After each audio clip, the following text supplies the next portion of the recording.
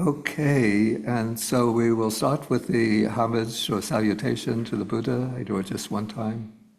Namo tassa bhagavato arahato samma sambuddhassa. Homage to the Blessed One, the Worthy One, the fully enlightened one.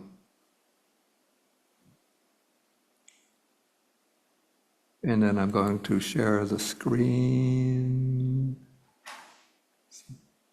We don't need.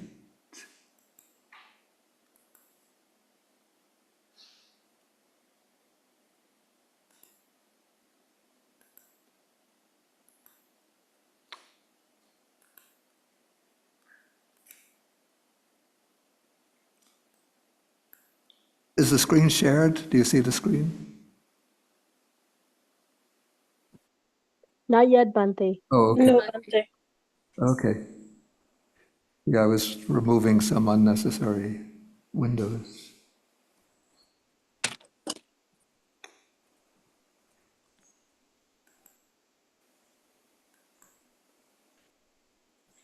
Okay, do you see it now? Yes, Yes, Bhante, we Bhante. can see it.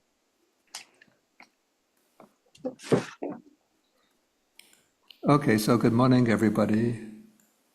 And now we're continuing with our reading. We've been going through the Anguttara Nikaya, that's the Numerical Discourses of the Buddha. And we're in the Book of Sixes. And last week I was going to do 3 suttas. I announced 3 suttas, and we wound up doing only the first of those 3. So now we have the other 2 to continue with the other 2. Okay, so here we have a sutta. Whoops.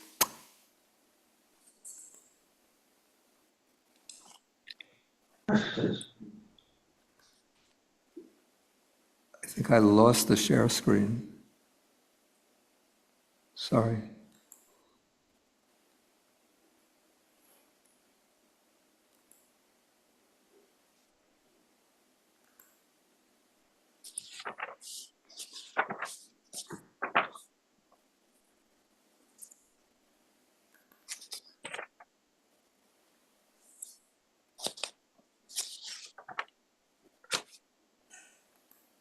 Okay, do you see the text beginning with 38, self-initiative? Yes, Yes, Bhante. Bhante. Okay, so we got back to that. There are these little floating windows that are annoying. I don't know what they mean. Okay, so here the sutta begins with, it says, a certain Brahmin approached the Blessed One, the Buddha, exchanged greetings with him. And then he said to the Buddha, he calls him Master Gautama, and he expresses his view. He says there is no self-initiative and no initiative taken by others. Okay, it sounds like a rather strange view. And self-initiative and initiative taken by others, the Pali words are attakara and parakara. Kara is doing or action, and atta is self.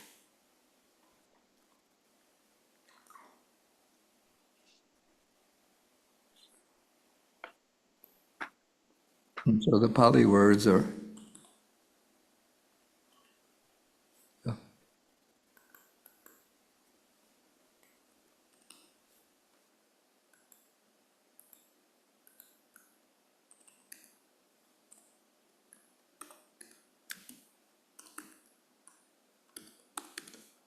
attakara and parakara. And it seems like a rather strange view, but I found that certain Buddhists, even monks, have advanced the view that because of the Buddhist principle of causality or conditionality and non-self, they've argued that when you take those 2 principles together, it means that we don't have any capacity for making true self-determination, for making true free decisions no capacity for exercising any freedom of will, but all of our actions are, in a sense, determined by the inflow of conditionality or causality from the past. Yeah, I've heard one monk, I don't mention any names, present an analogy called the driverless bus. I don't know if you've come across that analogy before. Okay, so this is the way the analogy goes, that you're sitting on a bus and the bus is driving through various streets and you don't have any say. Maybe you are giving directions to the bus driver, but the bus driver is not listening to your directions, but the bus driver is driving the bus on its own. And then you wonder, why is the bus going on this route? It's not following my instructions at all. And then you get up to speak to the bus driver, and you find that there is no bus driver. The bus is already, in a sense, pre-programmed in, and it follows its own sort of pre-recorded instructions, and you have no control over the movement of the bus. And that's supposed to be an analogy for the way our decision-making process works. Like, we think that we are making decisions, determining our life, striking out on particular courses of actions, but actually the decisions we make, the determinations we make, are already sort of preset by our past conditioning. And the argument is that if there is no self, then we have no capacity to make these decisions, to determine ourself. Everything is the result of preconditioning. And then I've come across, again, this is an analogy to support that argument. The example is given of somebody who is put under hypnosis, and they're told that they'll be sitting around a circle with a number of people, and when the hypnotist snaps his fingers like this, the person will get up and sing the Star-Spangled Banner. Okay, so then they come out from the person is taken out from the hypnotic trance, and they're sitting around, they serve maybe some tea or coffee, and then the hypnotist snaps the finger, and then the person who had been hypnotized gets up and starts singing, "Oh, say, can you see?" Wow. By the star's early light? Uh-oh, I didn't realize that I'm going to be in big trouble. Okay. Yeah, if somebody were to hypnotize me and tell me that when they snap the finger, you're going to sing the Star-Spangled Banner, I would get stumped after the first line. Okay, so the person starts singing the Star-Spangled Banner, or at least the first few lines. Then he sits down, and the hypnotist asks him, "Why did you sing the Star-Spangled Banner?" And he says, "Oh, I just wanted to. That was my decision." But in fact, it wasn't a free decision, but he was given those instructions under hypnosis. And so he just responded to the signal. And so that is taken as an analogy for all of our decisions that we make in our everyday life. So I decide, it's a nice day, I want to take a walk around the lake. So, or let us say I'm sitting at my desk, I have a choice, I could continue studying and writing, or I could take a walk around the lake. And so I get up and decide I'm going to take the walk around the lake.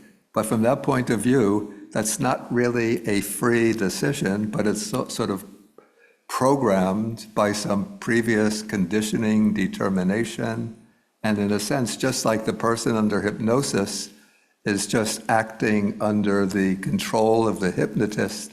So when I make these decisions to take the walk around the lake, or to remain and continue to study, or to Maybe when the lunch is being served, I choose this dish rather than that dish. All of this is just the result of past conditioning. I don't have any capacity to make free decisions. Yeah, so that is some of the arguments, and it seems that this Brahmin is advancing that position. And in fact, this was a position held by some of the philosophers who were contemporary with the Buddha. And I took a passage, it's from the Samanyapala Sutta. This is the discourse on the fruits of recluseship. It is in the Digha Nikaya, the first sutta in the Digha Nikaya.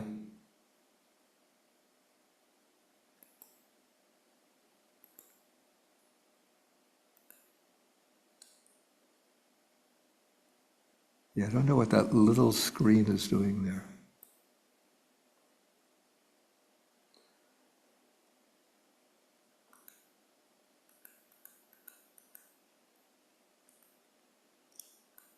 Okay, so this is the position of one of the Buddha's contemporaries. His name was Makkhali Gosala, and he was the leader of a group contemporary with the Buddha, a group of sort of ascetics called the Ajivakas.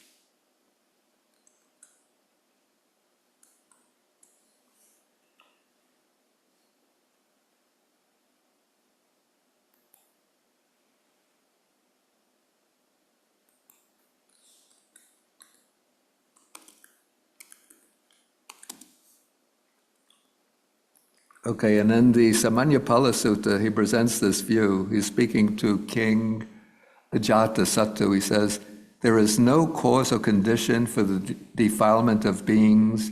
Beings are defiled without any cause or condition. There is no cause or condition for the purification of beings. Beings are purified without cause or condition. And he says, there is no self-initiative, no initiative taken by others, no personal determination. And then he continues, no power, no energy, no personal strength, and so on. And then this is sort of the core of his position, that all sentient beings are helpless, powerless, devoid of energy. They undergo transformation by destiny, circumstance, and nature. So in other words, this is a kind of position, and then he continues that the limits of samsara are fixed, they can't be extended or lengthened. And he uses the simile, it's just like a ball of string. If it's thrown, it rolls along until the ball comes to an end. In the same way, the fools and the wise roam and wander through samsara for a fixed length of time, after which they attain liberation.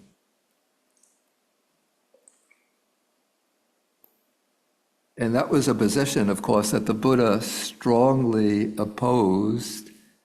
And first, the Buddha here, he says that he's never heard, it's a little bit strange because he would have known that Makkhali Gosala held that view, that there is no self-initiative, no initiative taken by others.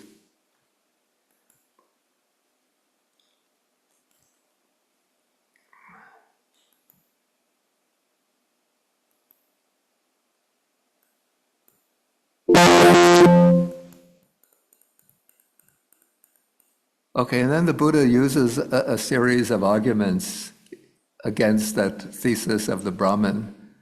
And first he uses 3 different stages or aspects of effort or energy, technical terms in the Buddhist vocabulary. The element of instigation, then there's the element of persistence, and the element of exertion. So he's asking, do these elements exist? And the Brahman says that they do. And so when the element of exertion, instigation, persistence, exertion exists, then beings are seen to initiate activity, to persist in activity, to exert themselves in activity. And so When that is seen to be the case, then the Buddha says, in that case, then there is the self-initiative of beings and initiative taken by others. And what's quite interesting and important here, as I pointed out above, the Buddha endorses something called attakara, which I translate as self-initiative. And the key word here is atta, which is the word that's we usually translate as self. And now the Buddha's teaching denies the existence, the reality of a metaphysical self.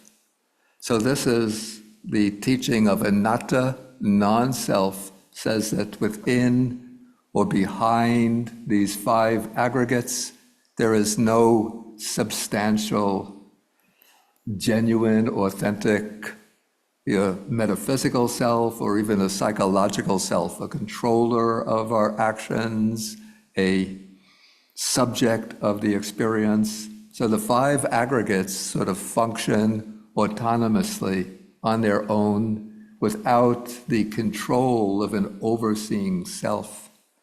But from the standpoint of this analysis, within the five aggregates, there's one of the aggregates is the sankhara khandha, which is identified with the mental factor of cetana or volition. And so within the sankhara khandha, that factor of volition is the factor by which we're able to make choices, decisions, determinations by which we decide on particular courses of action, by which, in a sense, we shape ourselves and govern our future destiny. And so the Buddha doesn't hesitate to use the word atta, self, in what I would call an ethical sense, rather than in the metaphysical sense. So the Buddha denies the metaphysical self, but he doesn't deny, or he doesn't avoid using the word self in an ethical context to indicate that we have this capacity to make essential moral decisions, and thereby by making those decisions to shape and determine our future destiny. And so I collected a few passages which show how the Buddha makes use of this word atta, which is the equivalent of the Sanskrit atman, so Pali atta,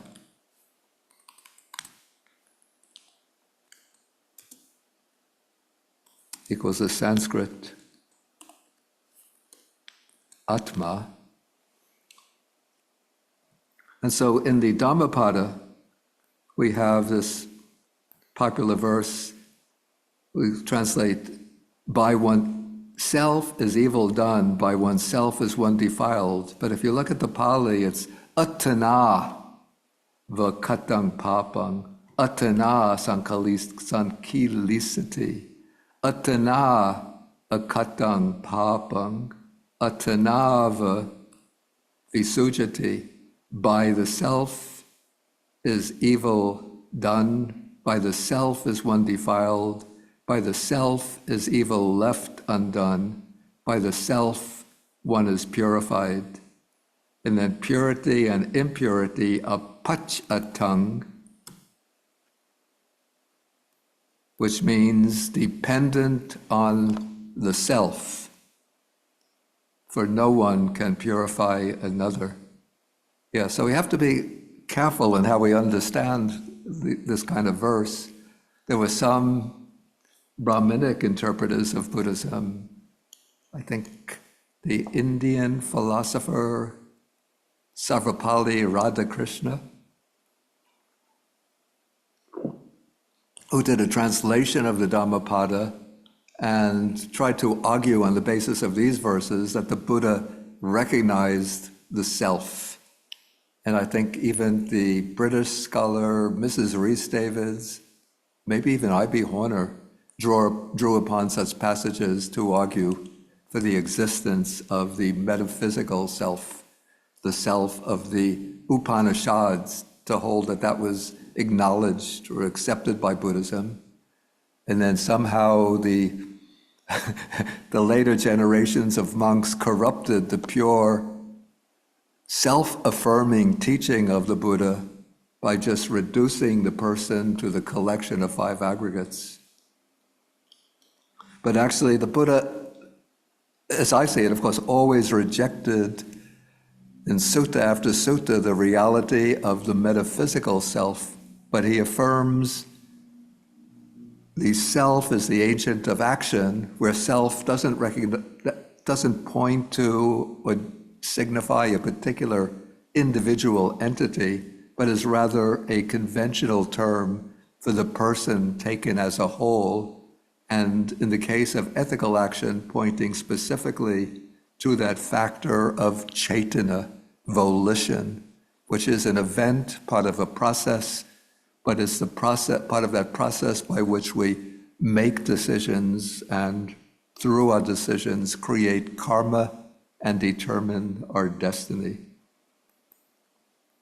Then another example of this use of the word atta is in the famous passage from the Mahaparinibbana Sutta a few months before the Buddha is to pass away. So he's speaking to Ananda, and he says, Atta dipa viharati atta sarana an anya sarana. So translated very literally, it's dwell with the self as the island, with the self as refuge, taking no external refuge. Then it continues with the Dhamma as an island, with the Dhamma as a refuge, taking no other refuge. So that would be like a very literal translation. But the point of this, of course, is not that one looks to this universal, Vedantic, boundless self as the refuge, but rather that you have to depend upon yourself, not depending on others, and also, of course, depending on the Dhamma, the teaching, as one's refuge, not depending on others. And then the Buddha goes on to explain, how do you dwell with the self as an island, with the self as a refuge? And then he explains practicing the 4 foundations of mindfulness.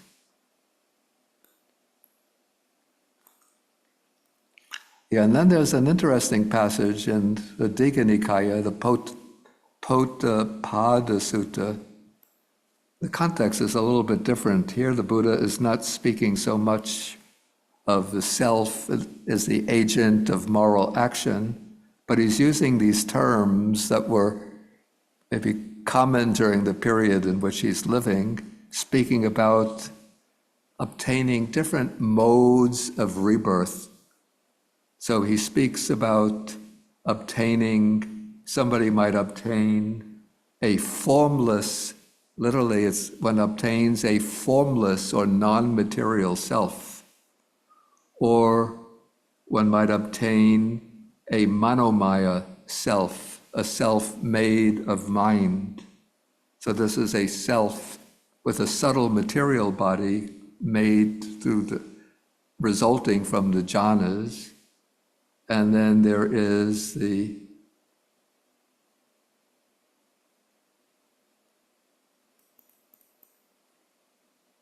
there's the coarse self, which is the coarse material self. Then there's the subtle mind-made self, and then there's the non-material self. So the Buddha speaks about different modes of rebirth, using that term, the obtaining of a self of such and such a kind. But then he says that these are worldly designations, worldly terms, worldly expressions, worldly descriptions or concepts that the Tathagata, the Buddha, uses without adhering to them, without clinging to them. Or maybe we could even say without misinterpreting them. So the Buddha when necessary, he'll use that word atta, self, and various ideas related to the idea of self, but without clinging to them in the sense that he doesn't see the use of those words, or he doesn't use those words to point to an truly existent Atman, a metaphysical self.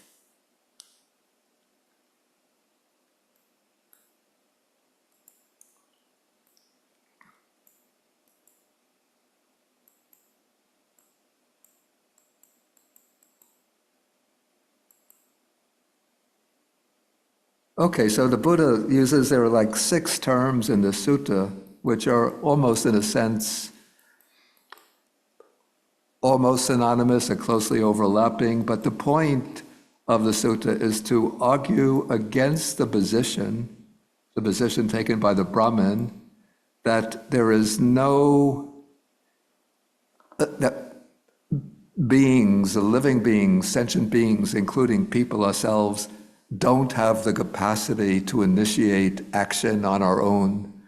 That would be an argument against the thesis of the Ajivakas that all beings are sort of controlled by destiny, controlled by this impersonal force, so that all of our apparently free and self-determining actions are as little free, as little self-determined as that of the person who stands up at the snap of the fingers and starts singing singing the Star-Spangled Banner because the hypnotist programmed him to sing that song.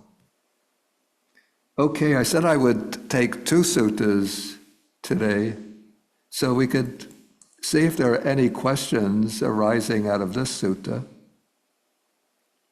And remember, the way to pose the question is to use the hand symbol. First, anybody in the room, in the library, have a question? Okay, Venerable? Maybe, wait, there's a microphone there. It seems my hearing has become a little bit weak. Okay. Yeah, it isn't on, yeah. Jason will help you with that. So in the Mahaparinimata, when the Buddha said to take refuge onto yourself with the island, like you do on an island on yourself, and the Dhamma, but he didn't, in this one, he didn't mention the Sangha. Is there a particular reason why that wasn't mentioned there in that sutta? Why the Buddha mentions taking refuge in the Dhamma. And oneself, yeah, but not in the Sangha. Yeah, he's not here speaking in the context of like taking the 3 refuges, but rather this is, you take refuge in the self. You see, the Buddha's about to pass away. And so Ananda here is very worried, and maybe other monks are very worried. We won't have the Buddha around anymore. And so the Buddha is pretty much saying, like, don't depend on me, but you depend on yourself, because you have to practice these 4 foundations of mindfulness by yourself, and depend on the Dhamma. In a sense, the Dhamma is what lays out the map of the 4 foundations of mindfulness. I mean, but other contexts, of course, they'll speak about the 3 refuges. Okay, so anybody else in the... Okay, so then we can see, wow, I see a few hands online. So we begin with Samantha. Thank you, Bhante. I was just a bit confused because this argument about free will and the will, the choice at the intention level to take the right action. I can see if free will is like, because we're all taken because of causes and effects, we act because of the dependent origination. But however, if we were to do the right thing at the intention sankhara level, and we must have a choice out of the right view to take the wholesome action. I mean, even that I can see is a little bit conditioned, because we're conditioned with what is wholesome and what is unwholesome. But however, there must be a will where's that coming from? Okay, I think I see your point. Yeah, what we would call the will, maybe we don't have a corresponding term in Buddhism, but what I would say would be the equivalent of the will would be this factor of chaitana or volition. But your question reminds me that I should make an important point.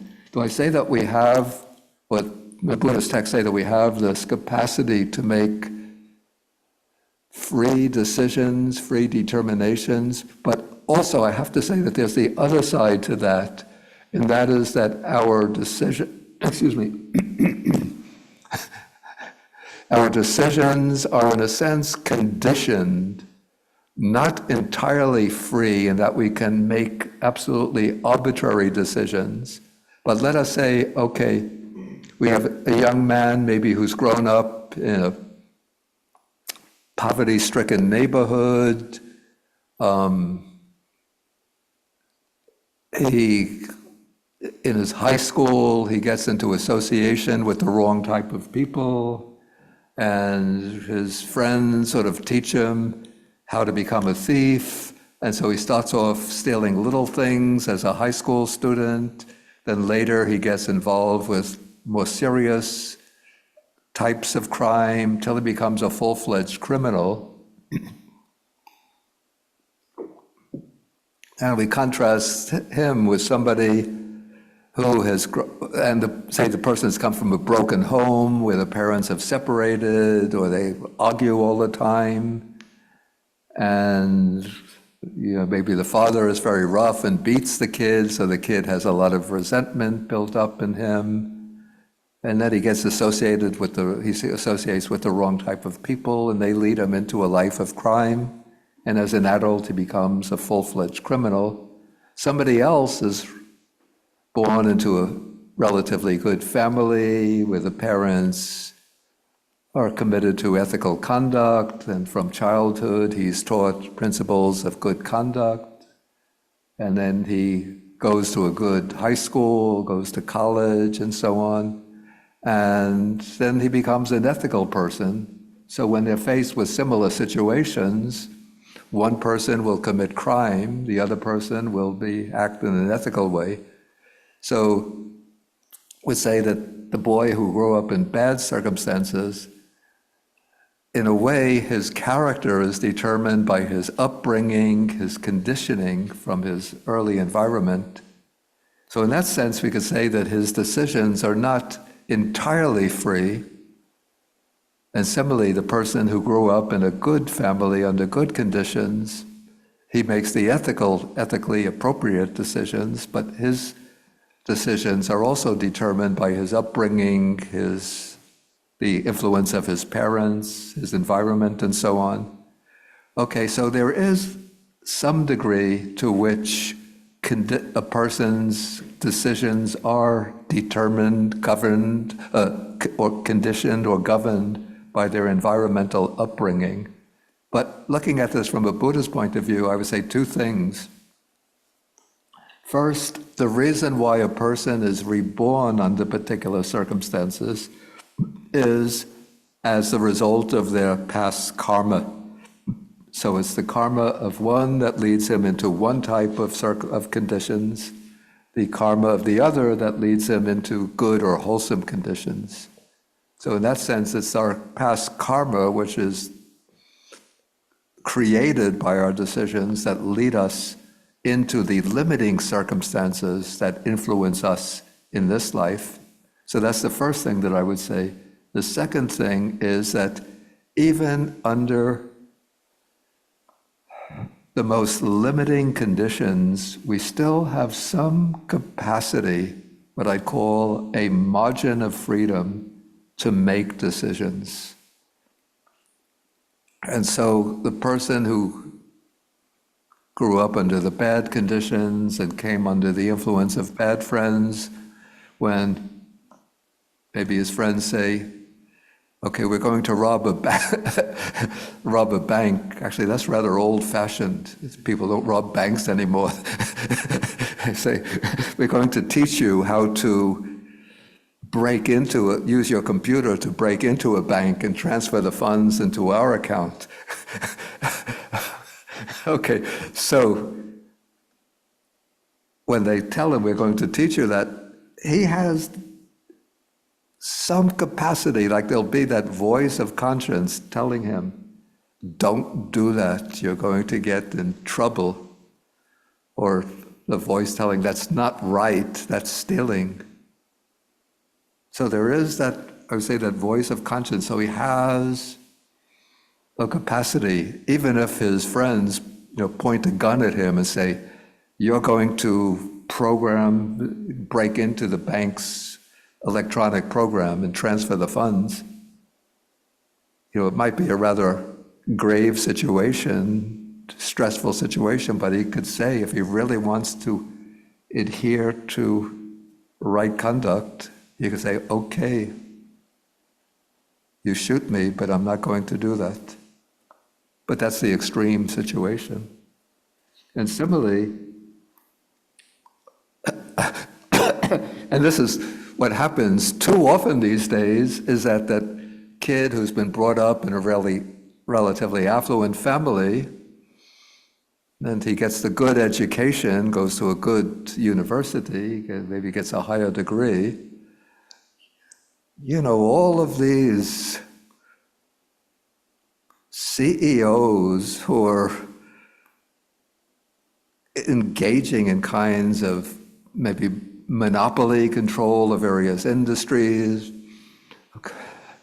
Here in this country, people who are on the Supreme Court right now, who take trips funded by billionaire friends, and then they don't report them on their, I don't know what they have to submit, but they don't report them when they should report them. These are people who grow up under good conditions and have all the advantages of life, and they should be capable of making, in fact, at the Supreme Court, they're in a sense the voice of conscience for the United States, but they're committing these very dreadful actions, dishonest actions, so that's also result of free decisions. So, Bhante, would that mean that in that split moment, I have a will to, from the conditioning of the right view, to take the right action? So I'm not completely under causes of Exactly. Yeah, exactly. love. That's the case, yeah. Brilliant. Thank you, Bhante. Okay, so we come to V. Yep. Good morning, Bhante. I have this question. I always a bit confused regarding the Chaitanya and also the flow of the consciousness when we get into the next life. Because you mentioned about the coarse material self, formless self, and subtle self. Yeah. What at death, does the whatever that we have done in terms of the Chaitanya, would that get into the chitta and that it get into the flow of the consciousness and bring us to the next life? Yeah. Could you please elaborate that? Do I get this idea right?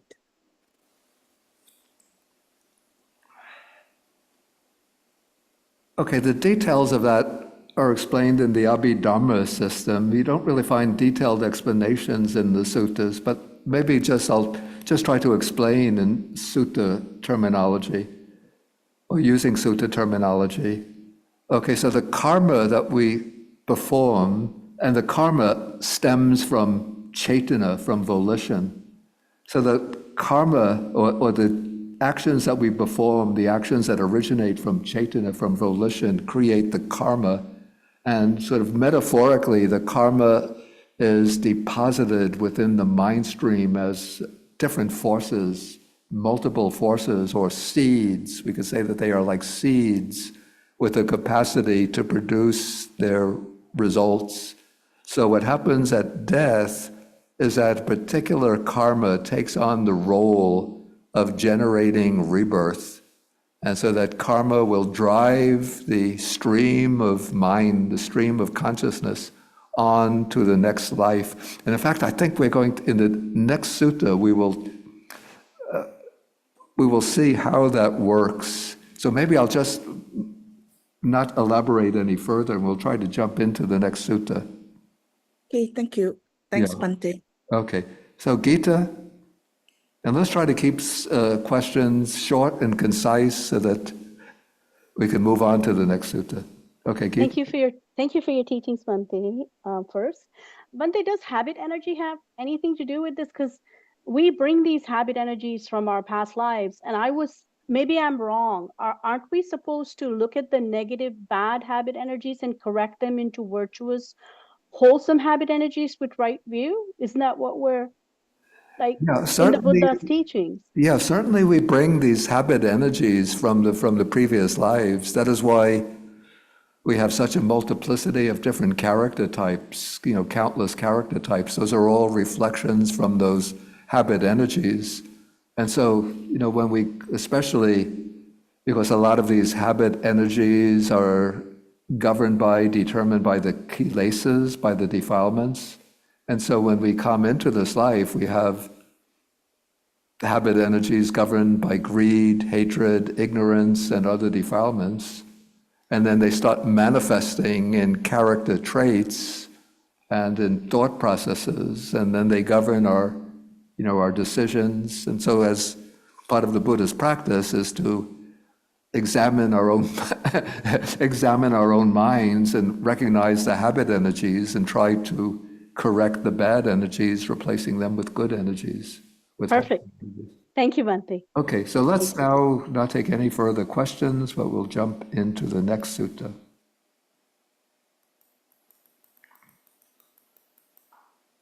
Okay, so this is sutta number 39. It's on the causes for the origination of karma. And so there are three causes. These are the three primary causes. Of course, there are many secondary causes, but these are called the roots of karma. So we have three unwholesome roots: greed, hatred, and delusion. So we can say at the base we have ignorance, which is delusion, and ignorance can bring forth greed or hatred,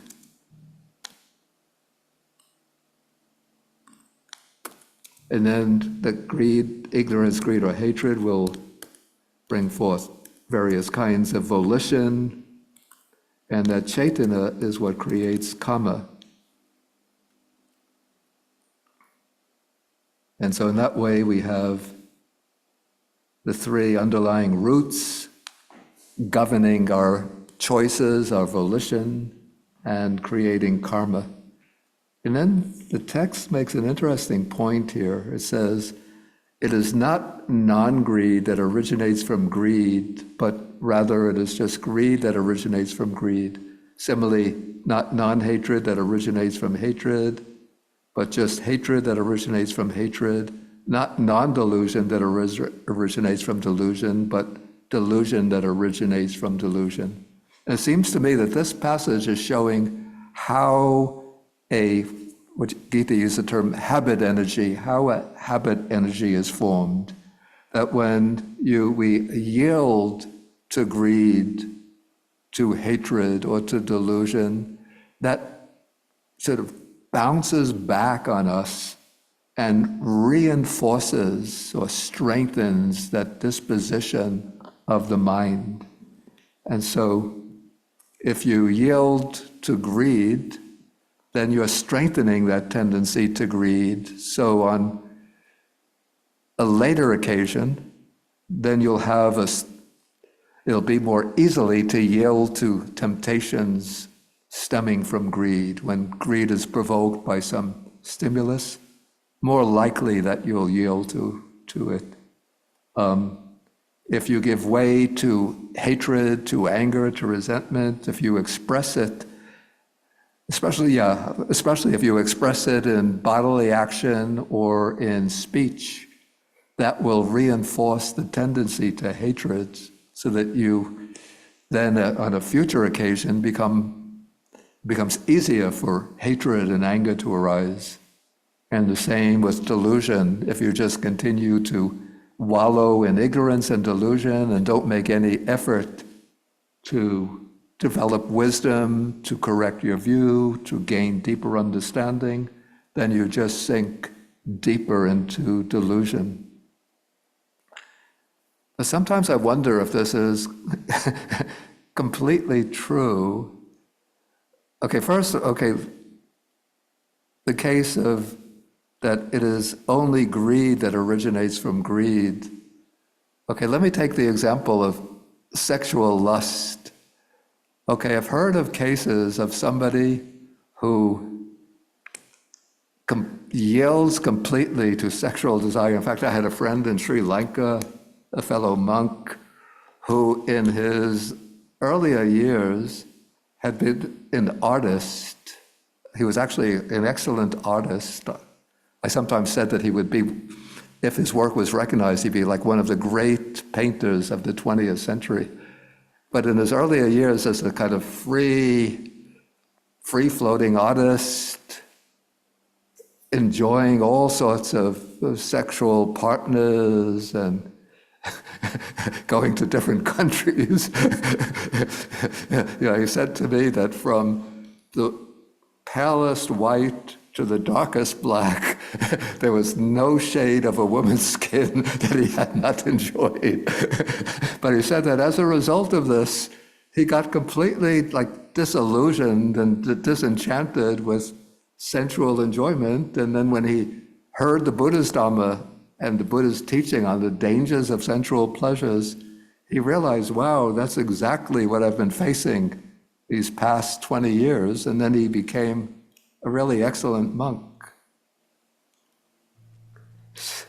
So in a way, you could say for him, it was a kind of disenchantment. In fact, also this happened also in a way with the Buddha.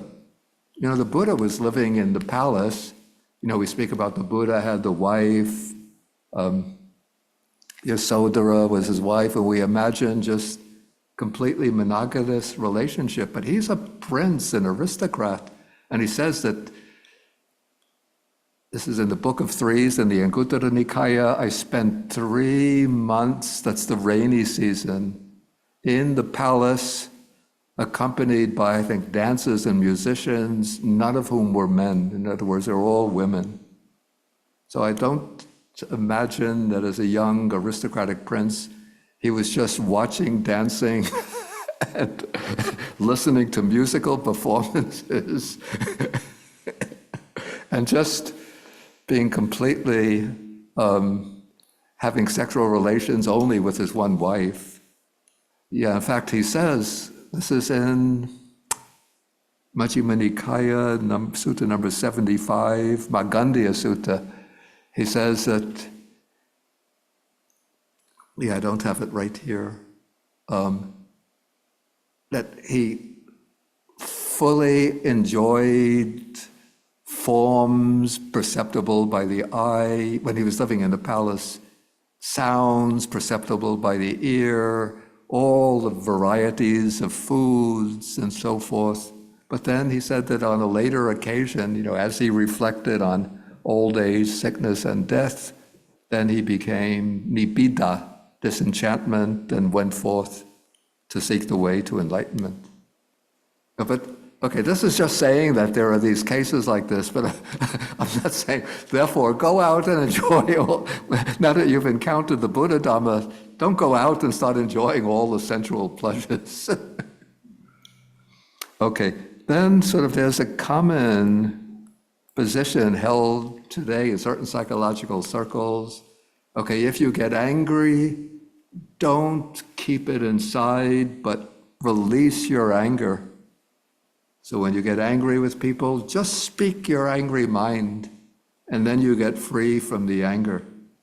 But from this perspective, when you do that, you just strengthen the tendency to anger. But of course, this doesn't mean that when you get angry, you just completely block the anger inside and don't do anything about it. But usually the way to handle this is using, I think I explained this in an earlier class, when we encounter the person that makes us angry, we recognize that we have to speak to them. But then you set up you choose the right time, You set up loving kindness in your mind, and then you speak to them in a gentle way and discuss the problems that are causing the anger. Okay, we'll move on in the sutta. Okay, this is the important point. So it's not because of karma born of greed, hatred, and delusion that the realms of devas and human beings and other good destinies are seen.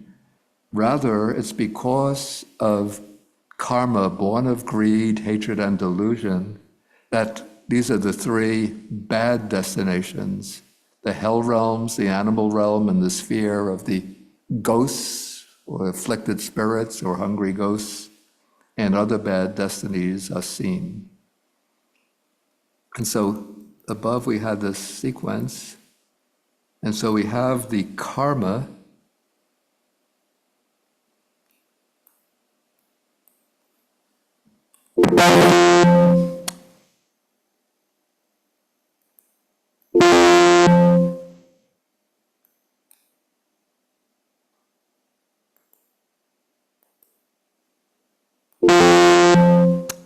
I don't know how to get rid of this. I'm going Just to, close the window on top. yeah, I'm going to close the share screen and then come back with screen sharing.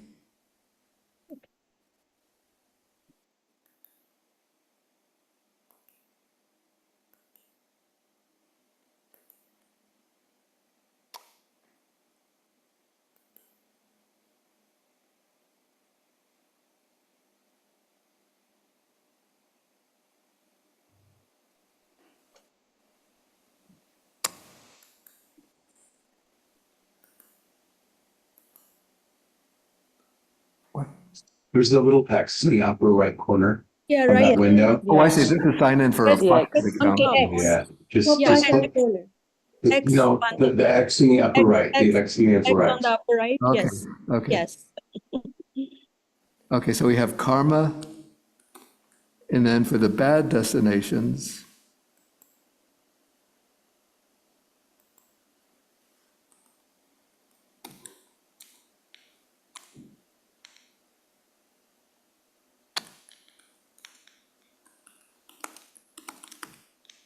yeah, we have the bad destinations.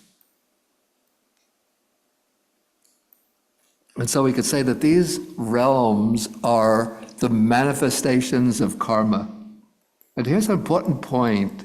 Like, we are human beings, so we take this world to have a substantial, real, let's say material existence. We say this is the real realm.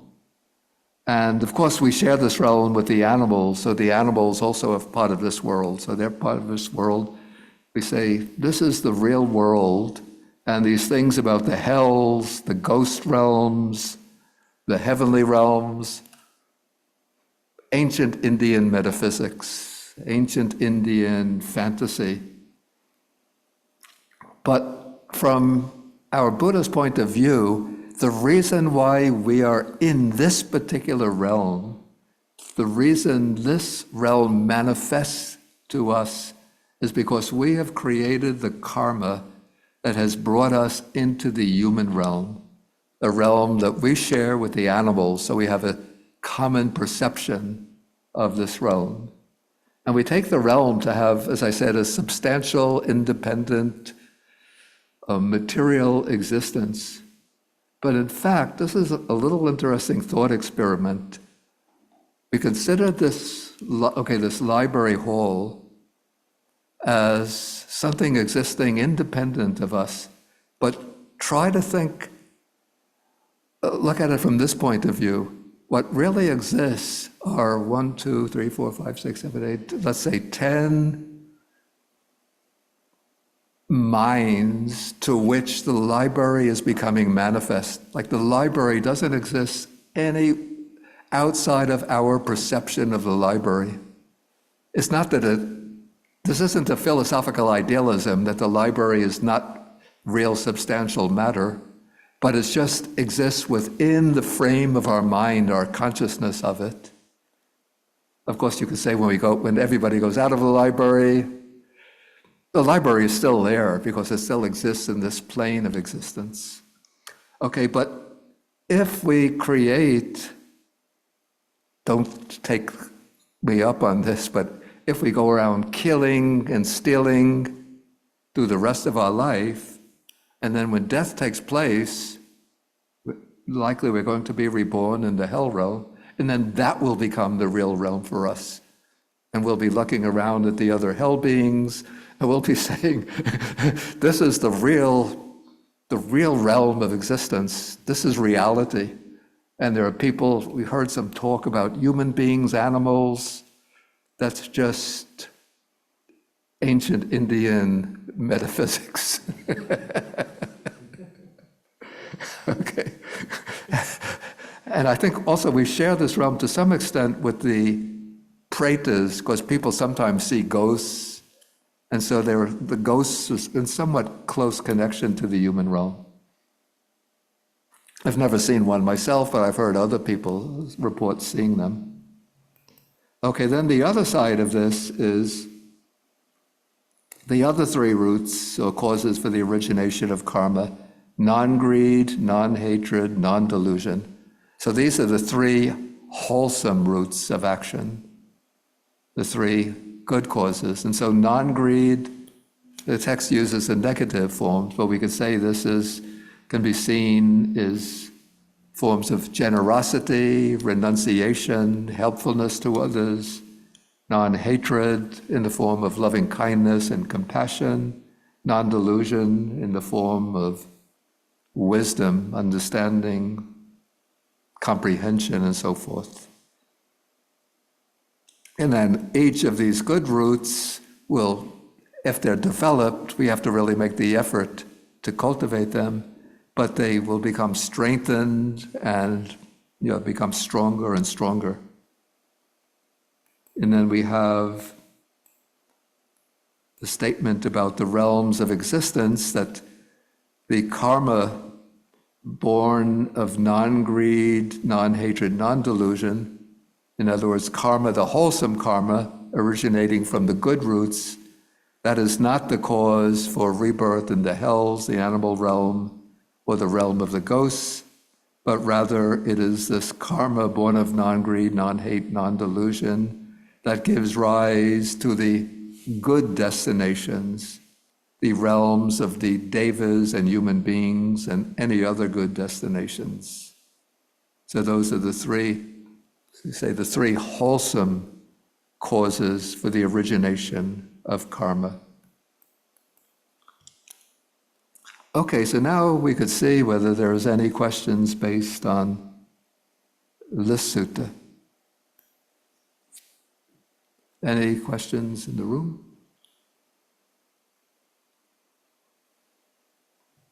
Okay, I see some online questions. So again, this is Gita. It's very, very quick, Bhante. You mentioned that we can see, sometimes see ghosts and definitely the animal realm. But couldn't some of the devas come visit? Because in Buddha's suttas, you always see devas coming to visit him. So if the devas chose to do so, would they be able to come visit you? Yeah, I would say, first I'd say that there are, again, this is my personal opinion, not on personal experience, that there are levels of devas that are dwelling relatively close to our human realm. These are called the earth-dwelling, sky-dwelling devas, bhumata and akasata devas. Devas not yet in the heavenly realms, so they can appear sometimes even to ordinary people. But I think the devas that come to visit the Buddha are probably coming from the deva realms, from the heavenly realms. Yeah. Thank you, Bhante. Okay, and then let's see. This is BC Deborah. Yes, thank you, Bhante. Is it that this, in a way, this sutta answers the position in the first sutta? Because for me, once I recognize whatever it is, say, oh, that's hatred, and maybe there's a moment of volition where I'm willing to see, what is that? Is that, am I speaking the truth, or is that coming from hatred?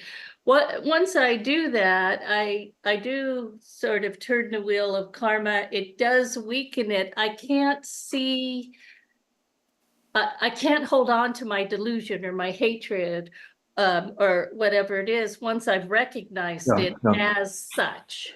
Yeah, exactly, yeah. Okay. And Yeah. that answers then Yeah. the previous sutta, because in the previous sutta it was, you're just constantly stuck in delusion, but of course that isn't true. Yeah, no, it's through, yeah, that is the way you sort of change the direction of the mind. Through mindfulness, you sort of recognize what state of mind has arisen and what kind of impulse to act has arisen. And then it's actually through virya, through energy and chaitana, volition, that one decides not to act on that unwholesome impulse and instead to turn to a wholesome course of action. So in the example you gave of the monk who had the previous life and then was exposed to the Dharma, that was a moment where he saw, oh, that wasn't joy and happiness and pleasure. That was delusion and attachment. Yeah. So he saw it clearly. Yeah, yeah. Okay, thank you. Yeah. Okay, and next is Jia Huang. Please. Thank you, Bhante. Can you hear me? Yeah. I have a question regarding to karma, a little bit beyond on your teaching right now. Is that okay for me to ask that question? You could ask the question, then I will decide. Okay, thank you. I just feel like on karma is very interesting because our perception are limited. So a lot of times we feel like we make the initiative that's create a new karma. But how do I distinguish between, a new karma created versus the past karma came to mature or manifested, So is there any way I know? I think if I know if it could be the past karma still continue on, that means I have to finish it at a certain point. But I feel like a lot of the situations I don't really know. It is a new one to create, or is the past not finished yet? Yeah, that's a pretty complex question. Okay, what I would say is that the various situations in which one finds oneself, the various decisions that one has to make, that could be the result of past karma. And then the forces acting in the mind, sort of moving you in particular directions, would be likely the product of past acts of volition which created those habit formations. But it's the decision that you make in the present through which you create new karma and then set the ball rolling into a new kind of habit energy. Maybe to give an example, I'm not sure this will completely correspond with what you have in mind. Okay, let us say I'm a young man, and this would be like the 1960s. So I take up the habit of cigarette smoking. And so I start off with 1-2 cigarettes a day, and then before long, especially there's a kind of conditioned response between drinking a cup of coffee in the morning at breakfast and smoking a cigarette. You didn't smoke cigarettes, did you? Okay. Okay, so whenever I have the cup of coffee at breakfast, I have the impulse to smoke the cigarette. That's a habit energy. But yielding to that temptation, that's a new karma. When I yield to it, it's strengthening the habit energy. But then I see the reports about the link between smoking and lung disease, cancer, heart disease. Then I decide to stop smoking. And so I make that decision, and then breakfast, after drinking the cup of coffee, that desire comes up. come on, man.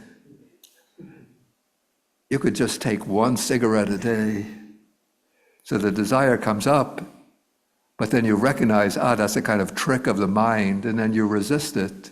And it's difficult at the beginning, but when you resist, you bring up a new habit force of, and then you start now the new habit of being a former cigarette smoker. And then in time you get free from that. So in any case you're talking about here, we just always need to choose the wholesome ones. Yeah, we always have to make that wholesome choice to the best of our ability. Okay, thank you. Okay, I think we're going to have to end now. I see there's one more question, but let's see if it's a simple and easy question, I'll take it. CMCC, if not. Okay, go ahead. CMCC? No, we're not hearing anything.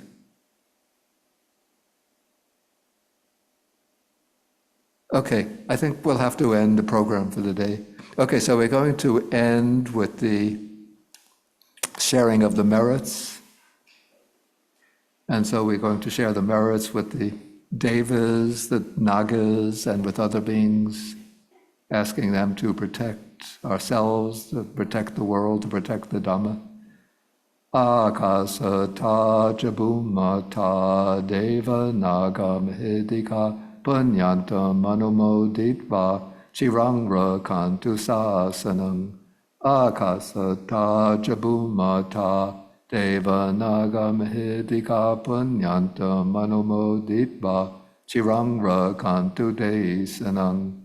Akasata jabumata deva naga mahidika Panyantang anumoditva chirangra kantu mang parang dukkha patajani dukkha baya patajani baya soka patajani soka antu sabbe pipanino.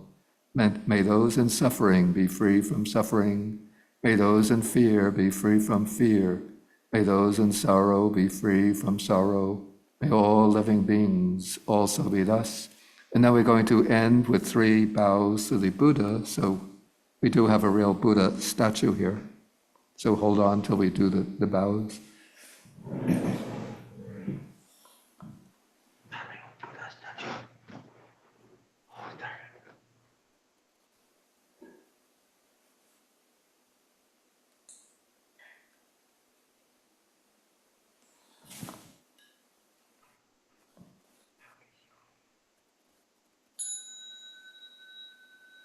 First bow, second bow, third bow.